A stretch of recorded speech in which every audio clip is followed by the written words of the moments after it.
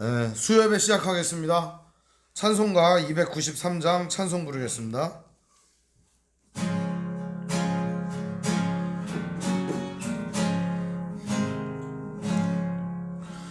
주의 사랑 비칠 때에 기쁨 오네.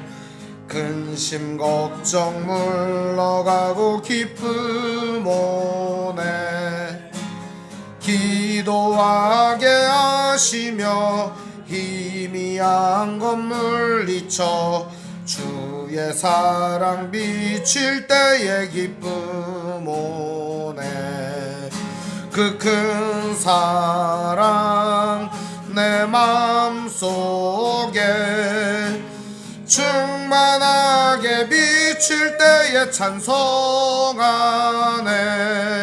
그 큰 사랑 내 맘속에 화평함과 기쁨 주네. 그 큰 사랑 주의 사랑 비칠 때에 이 세상은 아름답고 활기차게 다 변하네.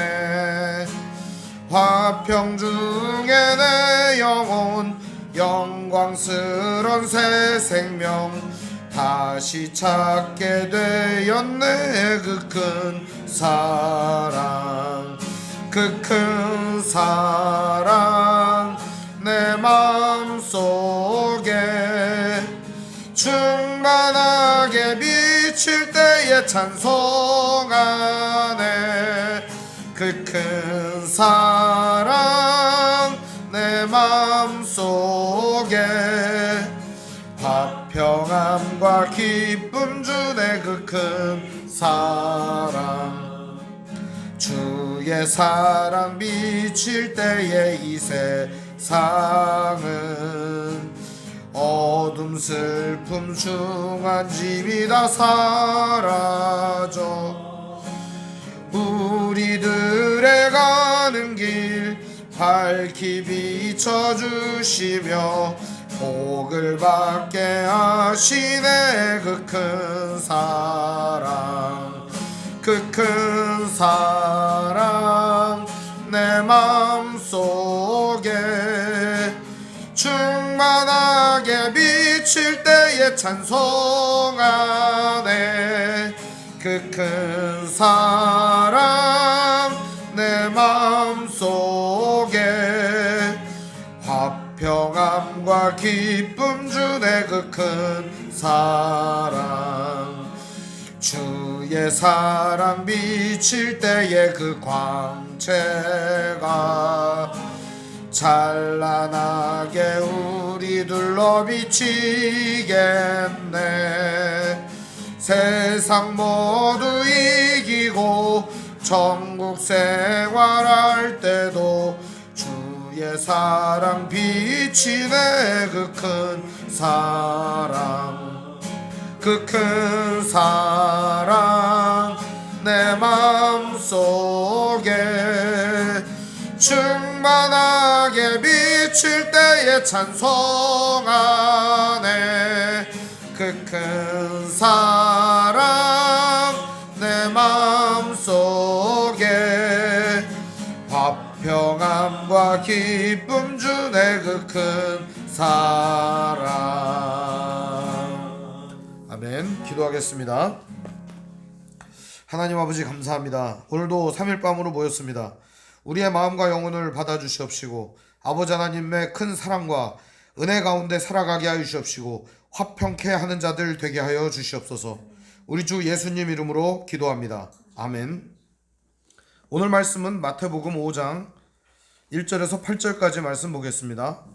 마태복음 5장 1절부터 8절입니다.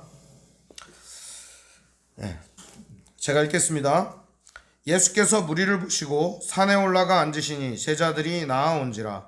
입을 열어 가르쳐 이르시되 심령이 가난한 자는 복이 있나니 천국이 그들의 것이며 애통하는 자는 복이 있나니 그들이 위로를 받을 것이며 온유한 자는 복이 있나니 그들이 땅을 기업으로 받을 것이며 의에 줄이고 목마른 자는 복이 있나니 그들이 배부를 것이며 긍휼히 여기는 자는 복이 있나니 그들이 긍휼히 여김을 받을 것이며 마음이 청결한 자는 복이 있나니 그들이 하나님을 볼 것이며 화평하게 하는 자는 복이 있나니 그들이 하나님의 아들이라 일컬음을 받을 것이며. 아멘. 오늘 말씀의 제목은 화평케 하는 자라는 제목으로 말씀의 은혜를 나누겠습니다. 화평케 하는 자. 세상은 모두 다 둘로 갈라져 있습니다. 좌우, 위아래, 그리고 낮은 곳과 높은 곳 다 나누어져 있습니다. 가진 자와 갖지 못한 자, 그리고 힘이 센 자와 약한 자, 이렇게 모두 다 나누어져서 갈라져서 싸우고 있는 것이 세상의 현실입니다. 이런 현실 속에서 살아가는 사람들의 마음속에 항상 드는 생각은 나는 어느 편을 들 건가 이겁니다. 나는 어느 편을 들 건가. 그러나 하나님께서는 어느 편을 들 건가 이렇게 말하지 않습니다. 하나님께서 하시는 말씀은 화평하라고 말합니다. 화평하라. 오늘 말씀은 특별히 우리에게 팔복 중에서 화평하게 하는 자의 복을 깨닫게 하십니다. 화평하다는 말은 에이레네라는 말인데요. 원래는 평화가 에이레네라는 말입니다. 그런데 오늘 화평하게 하는 자의 복이 있나니 할 때 화평하게 한다는 말은 에이레노 포이오스라는 말입니다. 이게 무슨 말이냐면 평화를 만들어 낸다 그런 뜻이에요. 혹은 화평함을 만들어 낸다 그런 의미예요. 자, 그럼 이 에이레네라는 말이 무슨 말이냐? 이 말은 둘로 갈라져 있던 것이 다시 하나가 되다 그런 의미예요. 그러니까 오늘 말씀은 둘로 갈라져 있는 것을 하나로 만든다 이런 의미가 있습니다. 그런 사람이 어떻다는 거예요?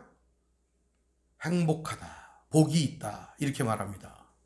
한마디로 말하면 둘로 갈라져 있는 것을 하나로 만드는 그 사람이 행복한 사람이다 이렇게 얘기하고 있는 겁니다. 오늘 말씀은 진정한 복이 무엇인지 우리에게 가르쳐 줍니다. 먼저 하나님과 우리 사이의 관계가 나누어져 있을 때 극심한 불행함과 불안함을 느낍니다. 뿐만 아니라 절대 행복을 누릴 수 없습니다.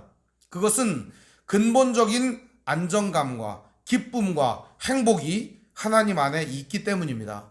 그래서 하나님과 나누어진 사람은 절대 행복하지 못합니다. 행복을 찾아 헤매다 평생 그것을 찾다가 인생을 마무리하는 것입니다. 불행한 인생이죠.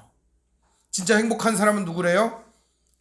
나누어졌던 것을 하나로 만드는 사람이라는 겁니다. 하나님과의 깨진 관계 속에 있던 그 사람이 다시금 하나님께로 나아가서 하나님과 하나가 되는 것, 그것이 바로 뭐예요? 오늘 말씀에 화평한 자가 되는 것입니다.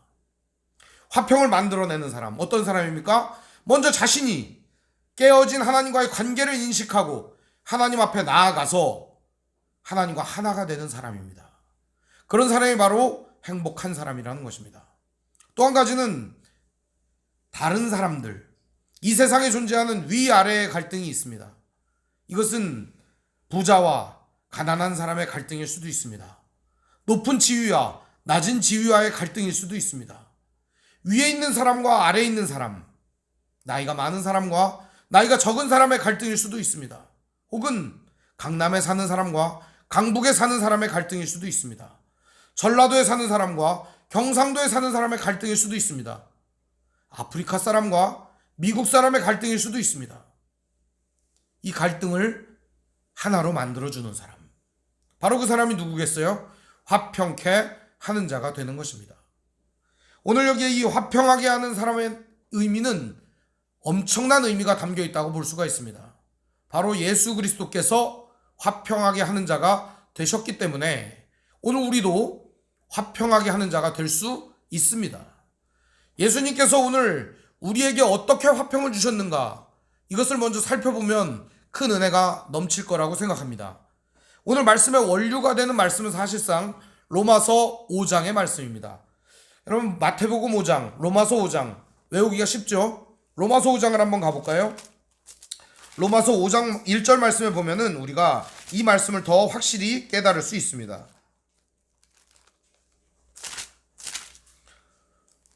로마서 5장 1절입니다. 그러므로 우리가 믿음으로 의롭다 하심을 받았으니 우리 주 예수 그리스도로 말미암아 하나님과 화평을 누리자, 이렇게 되어 있습니다. 예수님으로 말미암아 우리는 화평을 누리게 되었습니다. 근데 어떤 상태에서 우리가 화평을 누리게 되었느냐 하는 거예요. 먼저 어떤 때 우리가 화평을 누리게 되었느냐, 6절에 보면 우리가 아직 연약할 때에, 연약하다는 건 하나님께로 갈 능력이 안 된다는 거예요. 하나님 찾아도 하나님께로 갈 수 있는 능력이 안 되고 하나님이 가지신 의를 만족시킬 수 없는 상태를 말하는 거예요. 절대 하나님께 도달할 수 없는 상태. 8절에는 이렇게 말합니다. 우리가 아직 죄인 되었을 때라고 말합니다. 우리가 아직 죄인 되었을 때, 우리가 죄인이었을 때, 그때 하나님 우리를 사랑해 주셨다는 겁니다. 선하신 하나님과 완전히 끊어진 관계 속에 살아가는 사람입니다. 10절 말씀은 더 기가 막힌 얘기를 해줍니다. 뭐라고 얘기합니까? 곧 우리가 원수 되었을 때, 하나님하고 상관없이 행동할 뿐만 아니라 하나님의 대적으로 서 있을 그때에도 하나님은 우리에게 사랑을 주셨다는 겁니다. 예수 그리스도를 통해서 말입니다. 우리가 연약할 때, 죄인 되었을 때, 원수 되었을 때 하나님이 우리를 사랑해 주셨다는 사실입니다. 그래서 에이레네, 하나가 되게 하셨다는 겁니다. 여러분, 이렇게 할 수 있습니까? 나하고 수준이 한참 떨어져요. 나하고 전혀 맞지 않는 사람이에요. 저 사람이 내 수준에 오르려면 한참 멀었어요. 그럼 수준 낮은 사람하고 하나 될 수 있습니까? 오늘 말씀은 그 얘기를 하는 거예요. 당신과 수준이 안 맞는 그 사람과 하나 될 수 있느냐? 죄인, 나에게 엄청나게 잘못을 많이 했어요. 내 인생을 망가뜨리고 나의 삶을 무너뜨렸어요. 그런 사람과 하나 될 수 있느냐? 이렇게 물어보는 겁니다. 종국에는 뭐라고 그래요? 원수 되었을 때, 너와 원수된 그 사람하고 하나 될 수 있느냐? 이렇게 물어보는 거예요. 될 수 있을까요? 우리의 답은 노입니다. 안 됩니다, 이겁니다. 못해요, 이겁니다. 그거 된다고 말하는 사람 거짓말쟁입니다. 되는 사람이 어디 있어요, 그런 게. 조금만 열받게 굴면 그 사람하고 다시는 안 봅니다. 그게 세상의 이치예요. 조금만 밉상이면 어때요? 아, 그 인간 안 봐, 이렇게 하는 게 우리 인생이라는 거예요. 화평하게 하는 자, 여러분 어떻게 이해하고 계셨습니까? 화평하게 하는 자가 그냥 평화롭다 평화롭다, 그딴 게 평화가 아니에요. 떠든다고 평화가 이루어지지 않습니다. 화평이란 내 인생을 쪼개서 내놓아야 화평이 이루어지는 겁니다. 간이 녹아져야 화평이 이루어지는 겁니다. 애간장이 타야 화평이 이루어지는 겁니다. 우리의 눈물이 흘러야 화평이 이루어지는 거고, 우리의 땀이 흘러야 화평이 이루어지는 거고, 종국에 가서는 우리의 피가 흘러야 화평이 이루어지는 것입니다. 예수 그리스도께서 이 땅에 오셔서 눈물을 흘리셔서, 땀을 흘리셔서, 십자가의 피를 흘리셔서 화평을 이루셨던 것처럼 오늘 우리는 그 예수 그리스도의 길을 따라가며 화평케 하는 자로 살아가야 하는 것입니다. 이런 사람들이 누리는 화평이 어떤 것일까요? 다시 한번 로마서 5장 1절을 보시면 이렇게 되어 있습니다. 그러므로 우리가 믿음으로 의롭다 하심을 받았으니 우리 주 예수 그리스도로 말미암아 하나님과 화평을 누리자. 우리가 하나님과 화평을 누릴 수 있었던 유일한 이유는 예수 그리스도께서 우리를 위하여 눈물을 흘려주셨기 때문입니다. 긍휼히 여겨주시고 예수 그리스도께서 우리를 위하여 땀을 흘려주셨기 때문입니다. 땀방울이 핏방울이 되기까지 기도하시며 여전히 하나님 우편에서 우리를 위하여 간구하고 계시기 때문입니다. 예수님은 땀 흘려 일하셨습니다. 병자들을 위하여 수고하셨습니다. 아픔이 있는 사람들을 만져주셨습니다. 천박하게 여기는 그 사람들과 함께 하셨습니다. 세상에서 만시지탄을 받고 손가락질 받는 세리와 창녀들과 죄인들과 함께 식사하셨습니다. 그리고 더럽게 추하게 여기는 그 사람들과 어울려 다니며 친구라고 하기에 거리낌 없이 그들과 함께 하셨던 것입니다. 최종적으로 예수님은 십자가를 지시고 자기의 물과 피를 한 방울까지 다 쏟아내어 하나님과 우리 사이에 화목을 이루셨던 것입니다. 예수님 때문에 우리는 하나님과 화평할 수 있는 관계가 된 것입니다. 두 번째로 우리가 살펴볼 것은 이 화평하게 하는 사람이 누구냐 하는 겁니다. 누구냐? 바로 예수 그리스도와 하나 된 사람만이 화평하게 할 수 있는 사람이 되는 것입니다. 오늘 말씀을 누가 전해 주셨습니까? 마태복음 5장의 이 말씀을 예수님이 말씀해 주신 것입니다. 예수님은 입을 열어 가르쳐 주셨습니다. 그리고 자기의 삶을 통해 보여주셨습니다. 십자가를 통해 완성시키셨습니다. 그리스도와 동행하는 모든 성도들은 이 믿음의 길을 걸어야 하는 줄 믿으시기를 바랍니다. 화평이 말뿐인 화평이 있을 수 있을까요? 절대 있을 수 없다고 생각합니다.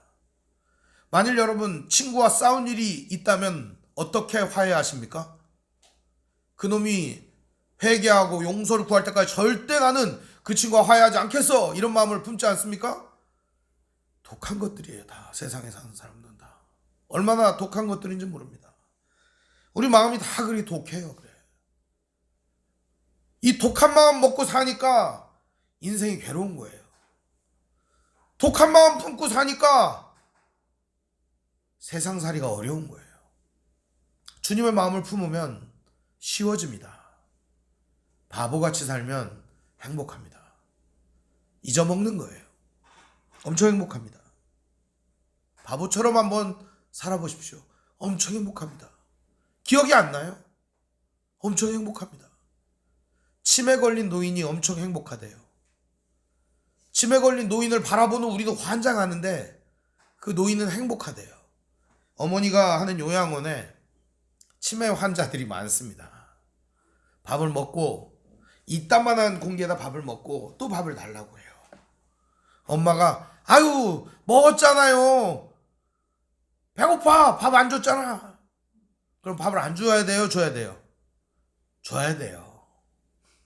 줘야 돼요. 주면은 이제 기저귀에다 똥을 한 바가지 싸놓습니다. 그것도 치워야죠 또. 어머니가 그 일하는데 행복하다는 거예요. 그러면은 밥을 왜 주나? 밥을 안 줘야 될 거 아닙니까? 안 주면 그 사람은 굶어 죽습니다. 사랑이 뭔지랍니까? 사랑은 그 사람이 굶어 죽지 않게 도와주는 거예요. 밥을 먹었는데 또 준다? 상식적으로는 이해가 안 되잖아요. 주는 거예요. 사랑을 넘치도록 주는 거예요. 충만할 때까지. 놀라운 일은요, 그렇게 밥을 계속 주고 밥 걱정이 없다는 사실을 알려주잖아요. 아무리 치매가 있어도 다음번엔 또 밥 달라고 안 해요. 배 조금 고픈데 내일 먹지 뭐, 그렇게 얘기를 한다는 거예요. 굶겨 죽일까봐 밥을 더 달라는 거지. 사랑이 고픈 거예요. 결국엔 사랑이. 오늘 이 시대 사람들이 뭐가 부족해가지고 그렇게 자살을 하고 괴로워집니까? 결국 사랑이 고픈 겁니다. 화평함을 이루기 위해서 가장 중요한 것은 사랑이 고픈 사람들에게 사랑을 채워주는 것입니다. 그래서 오늘 이 신약 성경 전체에는 그 사랑을 채워주는 사람들에 대한 이야기가 등장을 합니다. 특별히 오늘 말씀인 이 화평하게 하는 자라는 말이 똑같이 쓰인 말씀이 있습니다. 야고보서 3장 17절 18절입니다. 한번 볼까요? 야고보서 3장 17절 18절인데요. 말씀에 보면 이렇게 되어 있습니다. 오직 위로부터 난 지혜는 첫째 성결하고 다음에 화평하고 관용하고 양순하며 긍휼과 선한 열매가 가득하고 편견과 거짓이 없나니 화평하게 하는 자들은 화평으로 심어 의의 열매를 거두느니라. 아멘. 위로부터 난 지혜는 첫째 어떻대요? 성결하다는 겁니다. 먼저 하나님과 하나 된 사람은 하나님과 하나됨으로 인해서 어떤 상태가 돼요? 성결한 상태가 되는 겁니다. 그 다음은요, 다른 사람들과의 관계가 어때요? 하나님과의 관계가 성결한 관계가 됐어요. 그럼 그 다음 관계는 화평하고 그 다음 관계는요 관용하고 관용을 베푸는 거예요. 그 다음 관계는요 양순하며, 그 다음 관계는요 긍휼하며 불쌍히 여기며, 그 다음은요 선한 열매가 가득 찬 거예요. 인생에 이런 게 행복 아니겠어요? 행복이 뭐 다른 데 있겠어요? 이게 행복인 거예요. 화평하게 하는 자들은 화평으로 심어 의의 열매를 거두리라. 둘이 나누어졌던 것을 다시 하나가 되게 하는 그 능력은 바로 희생을 통해, 우리의 삶에 성령의 열매를 통해 드러나는 겁니다. 사랑과 희락과 화평과 오래 참음과 자비와 양선과 충성과 온유와 절제를 통해 나타나는 것입니다. 한 가지 말씀을 더 살펴보고 결론의 메시지를 보려고 합니다. 로마서 12장 14절에 보면 우리의 행동의 말씀이 나옵니다. 우리가 어떻게 살아가야 되는지 삶의 표준을 이야기하고 있습니다. 로마서 12장 14절부터 보면 너희는 박해하는 자를 축복하라. 축복하고 저주하지 말라. 박해하는 자를 어떻게 하래요? 축복하래. 복을 빌어주래요. 저주하지 말래요. 즐거워하는 자들과 함께 즐거워하고 우는 자들과 함께 울어라. 서로 마음을 같이하여 높은 데다가 마음을 두지 말고 도리어 낮은 데에 처하며 스스로 지혜 있는 채 하지 말라. 아무에게도 악을 악으로 갚지 말고 모든 사람 앞에서 선한 일을 도모하라. 할 수 있거든 너희로서는 모든 사람과 더불어 화목하라. 옛날 성경에는 화평하라 되어 있습니다. 여기 쓰인 이 화목하라 라는 말이 바로 오늘 화평케 하는 자와 같은 말씀이에요. 내 사랑하는 자들아, 너희가 친히 원수를 갚지 말고 하나님의 진노하심에 맡기라. 기록되었으되 원수 갚는 것이 내게 있으니 내가 갚으리라고 주께서 말씀하시느니라. 내 원수가 줄이거든 먹이고 목마르거든 마시게 하라. 그리함으로 내가 숯불을 그 머리에 쌓아 놓으리라. 악에게 지지 말고 선으로 악을 이기라. 우리는 매일 이 싸움을 싸웁니다. 선으로 악을 이기는 그 싸움 말입니다. 인생에서 이런 싸움을 싸울 때 가장 큰 무기는 뭘까요? 가장 큰 무기는 바로 사랑입니다. 사랑. 아무리 얘기해도 거치지 않은 그 사랑이 우리에게 있어서 가장 큰 무기가 되는 것입니다. 8가지의 복을 우리가 살펴보고 있는데 이 화평하게 하는 자의 복은 굉장히 어려운 것 같습니다. 물론 다른 복들도 마찬가지지만 진짜 행복한 사람이 어떤 사람이라는 거예요? 나누어졌던 것을 다시 하나가 되게 하는 사람. 오늘 여러분은 나누어져 있습니까? 하나 되어 있습니까? 오늘 여러분은 주님과 하나 되어 있습니까? 나누어져 있습니까? 가족과 하나 되어 있습니까? 나누어져 있습니까? 이웃과 하나 되어 있습니까? 나누어져 있습니까?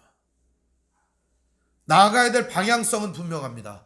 뭘 해야 하는지도 분명합니다. 어떻게 해야 하는지도 분명합니다. 그러면 이제 남은 건 뭘까요? 행동하는 신앙뿐입니다. 교육의 대가라고 하던 페스탈로치라고 하는 사람이 있습니다. 페스탈로치가 어느 날 어린아이와 함께 길을 걸어가다가 어린아이가 물웅덩이를 만났습니다. 뛰어넘어라. 그럼 어른이 될 수 있다. 못해요. 뛰어넘어라. 그럼 넌 어른이 될 수 있다. 못해요. 왜 못하니? 웅덩이 뛰어넘다가요 물에 발이 담겨지면 물이 튀고 옷이 버리고 엄마한테 혼나니까요. 옷을 후질르면 엄마한테 혼나요. 그래서 못 뛰겠어요. 용기를 가지고 한번 해보라. 한번 해보렴.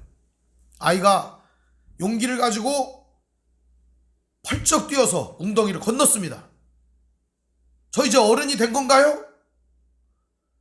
그래, 어른이 되었다. 아직도 어린데요?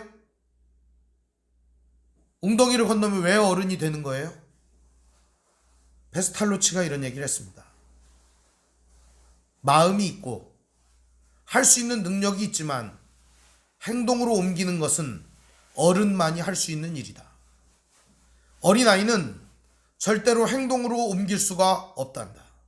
마음에 먹고 생각으로 내가 실천하려고 애쓰는 것, 그것을 옮기는 사람만이 진짜 어른이라는 겁니다. 믿음의 어른이 누굽니까? 믿음의 장성한 자가 누구겠습니까? 어린아이는 젖만 먹습니다. 아멘만 합니다. 그 말씀 좋다고 생각합니다. 그 말씀 나도 다 안다고 생각합니다. 그 말씀 충분히 외우고 충분히 어릴 때부터 많이 들었다고 생각합니다. 어른은 누굽니까? 그 말씀을 행동으로 옮기는 사람입니다. 오늘 여러분은 믿음의 어른이 되어 있습니까? 아직도 어린아이의 신앙을 가지고 있습니까? 진정한 어른이 된다는 것은, 진정한 믿음의 장성한 자가 된다는 것은 아는 것을 삶으로 옮길 때 가능한 것입니다. 사랑하는 성도 여러분, 여러분 행복하십니까? 왜 행복하지 않습니까? 화평하게 하는 자가 아니기 때문입니다. 여러분이 화평하게 하는 자가 되면 행복합니다. 주님은 그걸 약속해 주셨습니다. 뭐 때문에 행복하대요? 하나님의 아들이라 일컬음을 받는다, 이렇게 얘기합니다. 하나님의 아들이라 일컬음을 받는 게 뭐예요? 하나님의 아들 된다는 거예요. 사람들이 하나님의 아들이라고 불러준다는 거예요. 하나님이 하나님의 아들이라고 불러준다는 거예요. 그 전까지는 하나님과 어떤 관계였습니까? 연약하여 하나님께 갈 수 없는 상태였습니다. 죄인이라 하나님과 같이 있을 수 없는 상태였습니다. 원수 맺어서 하나님과 정반대로 살았던 그 사람이 이제는 갈라졌던 하나님과의 관계가 하나됨으로 하나님의 아들이라고 하나님께 인정받습니다. 그래, 내 아들아, 내 딸아, 이렇게 하나님 불러주신다는 거예요. 사람들이 바라볼 때 저 사람은 진짜 하나님의 아들이야, 저 사람은 진짜 그리스도의 제자야, 이렇게 불러준다는 겁니다. 오늘 여러분은 세상에서 어떻게 불리고 있습니까? 진짜 행복한 사람은 화평케 하는 자입니다. 하나님의 아들이라 일컬음을 받는 자입니다. 순서가 바뀌면 이상합니다. 나 하나님의 아들이야 이러고 떠벌리는 사람이 화평하지 못하면 어떨까요? 바뀐 순서대로 살면 힘든 겁니다, 인생이.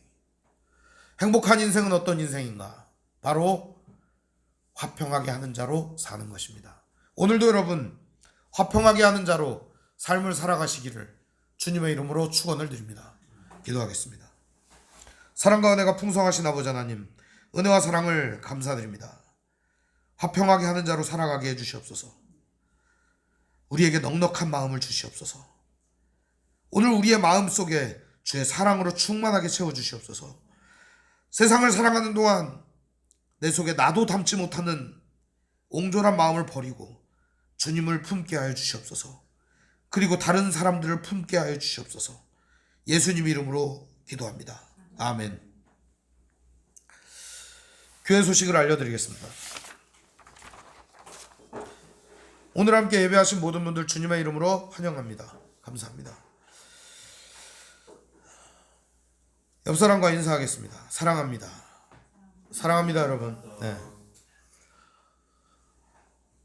하나님 말씀인 성경을 가까이 두고 매일 읽으시고 기도로 하나님과 교제하시고 말씀대로 사랑하면서 사시기를 바랍니다. 목회자의 경건을 위해 기도해 주시기를 바랍니다. 정치 지도자들과 남북관계를 위해서 기도해 주시기 바랍니다. 가난한 자들과 소외된 자들을 도우며 기도하시기를 바랍니다. 선교사님과 가족을 위해서 기도해 주시기 바랍니다. 아픔과 고통 중에 있는 성도를 위해 기도하시기 바랍니다. 코로나19로 인하여 어려움과 고통당하는 분들, 의료진들, 이 일을 때문에 가족이 죽고 또 괴로움과 아픔을 겪고 코로나19 걸려가지고 사람들한테 욕먹고 직장에서 왕따 당하고 괴로움 당한 친구들 많더라고요. 여러분 위해서 기도해 주시길 바랍니다. 주기도문으로 예배를 마치겠습니다. 하늘에 계신 우리 아버지, 아버지 이름을 거룩하게 하시며 아버지의 나라가 오게 하시며 아버지의 뜻이 하늘에서와 같이 땅에서도 이루어지게 하소서. 오늘 우리에게 일용할 양식을 주시고 우리가 우리에게 잘못한 사람을 용서해 준 것 같이 우리 죄를 용서해 주시고 우리 시험에 빠지지 않게 하시고 악에서 구하소서. 나라와 권능과 영광이 영원히 아버지의 것입니다. 아멘.